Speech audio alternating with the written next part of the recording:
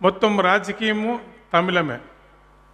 మరి బార్డర్లో ఉండేటి మేము అప్పట్లో మమ్మల్ని వదిలిపెట్టి మీరంతా కూడా సపరేట్గా రాష్ట్రాల్లో అభిప్రాయించుకున్నారు. ఆంధ్ర రాష్ట్రం అని, కర్ణాటక అని, కేరళ అని. కానీ మేము మాత్రం అక్కడే ఉండిపోయాము.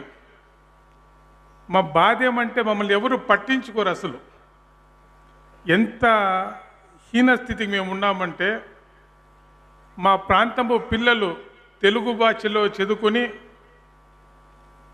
తెలుగు భాషని ప్రశ్నాపత్రం క్వశ్చన్ పేపర్ తీసుకుంటే మా పిల్లలకి తమిళ్లో క్వశ్చన్ పేపర్ వచ్చేది. కాస్త ఆలోచించండి.